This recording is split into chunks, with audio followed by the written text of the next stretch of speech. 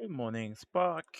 And so today I thought we would look at a race that I was taking part in on Tuesday. And the reason for that is this morning we were on the reverse loop in London, and that race on Tuesday had that exact same sprint segment. So it's a total coincidence that we're doing both of those the same week. But I thought I would actually do a little bit of an analysis of how this sprint went. So it was a points race, so you could score points on the sprint, and that probably accounted for 25% of the points on offer. And then the overall finish, top 20 riders would also get points. So on the sprints, the top 10 riders would get points, and the top five best times on the sprint segment would also get points. So here we are, probably almost a couple of kilometers to this sprint finish, which in this race was, as you can see here, 14 kilometers into the race. So, in terms of this is a C category race, so it's a bit higher than what we do on Spark, but it's a good example of what it looks like. I guess it's only one example. So here we're coming in. You can see the speed is okay. Um, because everyone is kind of waiting for the stream to start. But like you can see here, we have people coming off the front already, and so that's kind of like a mini break. And being totally honest, like the position I'm in right now is not very good. So I'm a bit too far back, which we're going to see, was a problem in the end at position 50. And so really, I think when you're here, you probably want to be like top 15. So I reacted a bit too late. The other thing I would comment on here, you see a lot of people using the arrow power up, and that's a mistake because they only last 10 seconds. So by the time we get to the actual sprint, like those people now run out of arrow, and somebody like me use it now. So I'm going late because I'm not only in the top 30, right? And so put the power down, get the arrow.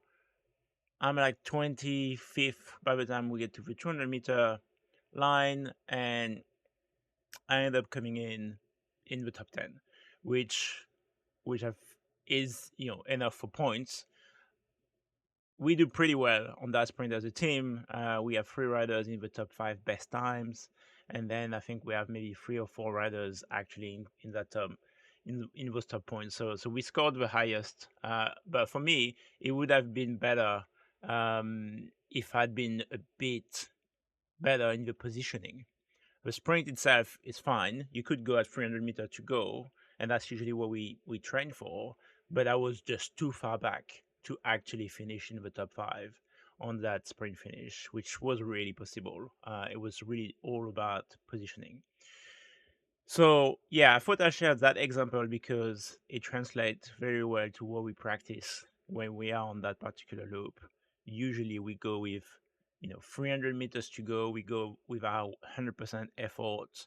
We have like a ramp up before that between 2.5 and like 4.0. So that sea race was a great example of real conditions and what that would look like. So really the key here is the execution on the positioning, especially if you're going after a position at the line as opposed to just a personal best, which is usually our focus is more on PBs. So today, we now jump to a session where we kind of worked on replicating those race conditions. And so we have a smaller group with maybe 20 riders, and so that's the very end of our session. The way we run those, there's a fairly long lead in. We have 5 laps of the reverse London Classic, and we use 2 of those just as warm up, and then we aim to have 3 full out efforts on the sprint segment. So we've done 2 already at full speed. And so what I'm trying to replicate for the group here is matching those racing conditions. So I'm going much earlier with pace, at above 3.0. And for reference, for Spark, usually, I mean, that ride was around 2.3 average. So this is much faster than we would usually go, but the idea was, to kind of replicate this increase in pace as we get into the last kilometer and a half. And the way we practiced it this morning is probably a bit, at least for me, I'm putting a bit more effort than I did in the actual race in that same segment, but that's because I was in the draft, where here I'm just trying to just lead out. So I'm trying to really match the KPH speed, more than necessarily the effort. So I'm really in the position of a lead out on that particular one. So you can see the powers like around 3.7, 3.8. We're doing 42 kilometers an hour. And so that's a good proxy, I think, for the race we just watched before. At least for the rest of the team, you can see they're pushing. Also in the range of a 3.1 to 3.7 to even 4.0. And with that 700 meters to go. So the positioning here for somebody that wants to take a win, they're really trying to be in that top 10 maximum, right? You can see the time they're all kind of like in the draft, the top 10. And that's probably the position you want to be. And that's position I should have been in that race, realistically, for a better position. And then here, like, as long as you're in a decent position, you could go, like you can see here, they're going with 300 meters to go. That's usually what we use, because that maximizes entry speed into this zone here at 200 meters to go. If you're doing max speed there, then your segment is more likely to actually be the fastest and the personal best. So yeah, that's I wanted to share and just kind of do the parallel between what we usually practice in the Spark sprint first days, and compare that to actual race conditions.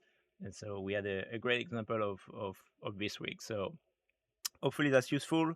And if you have any questions, just ask in the comments, for sure. More than happy to have a conversation on what you think. If you did that particular race, how did it go for you?